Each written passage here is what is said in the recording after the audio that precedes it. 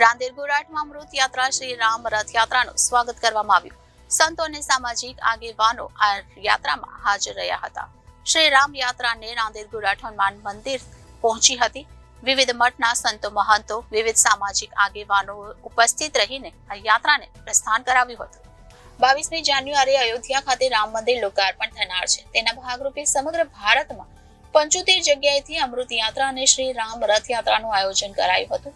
જેમાં રાંદેર રોડ ગુરાઠ હનુમાનજી મંદિર ખાતે આવેલી રથયાત્રાનું સ્વાગત કરવામાં આવ્યું હતું. જેમાં સુરત શહેરના વિવિધ મઠ મંદિર આશ્રમના સંતો મહંતો અને રાજકીય આગેવાનો અને સમાજ વિવિધ સંગઠન અને સંસ્થાના તેમજ સનાતન હિન્દુ સમાજના લોકો મોટી સંખ્યામાં હાજર રહ્યા હતા. પદ્મશ્રી મથુરભાઈ સવાણી, પદ્મશ્રી સવજીભાઈ ધોળકિયા, પદ્મશ્રી કનુભાઈ ટેલર અને પદ્મશ્રી યઝદીભાઈ કરંજિયાએ લીલી ઝંડી આપી યાત્રાને પ્રસ્થાન કરાવ્યું હતું. 500 વર્ષના લાંબા સંઘર્ષ પછી એક નવા યુગ 22 જાન્યુઆરી 2024ના રોજ અયોધ્યામાં ભગવાન રામચંદ્ર મહારાજના જન્મભૂમિ ઉપર ભવ્ય રામ મંદિરનું નિર્માણ આદરણીય પ્રધાનમંત્રી શ્રી નરેન્દ્રભાઈ મોદી સાહેબના વરદ હસ્તે થનાર છે. જે પૂર્વે 9 દિવસ પહેલા 14 જાન્યુઆરી 2024 થી 22 જાન્યુઆરી 2024 9 દિવસ પરમ આદરણીય રામભદ્રાચાર્ય મહારાજ દ્વારા 1008 શ્રી રામ હનુમાન યજ્ઞ એનું આયોજન કરવામાં આવ્યું છે.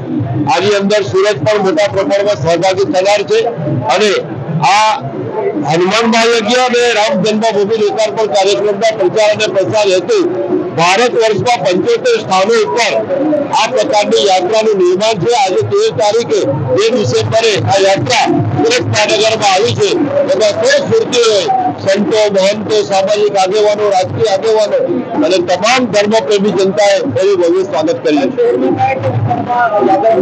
અત્યારે અડાજણ હનુમાન ગોરાડ મંદિરથી નીકળીને દલિત college, Adajan Darbar circle, Jayambe circle, Vijay dairy, Gujarat gas circle, Adajan ghat અને નદી કિનારા પર રામજી મંદિર હોવાને સંપન્ન થશે. હજારો લોકો જોડાશે, લાખો લોકો દર્શન કરી રહ્યા છે. Reporter Hitesh Prajapati, Janadesh news, Surat.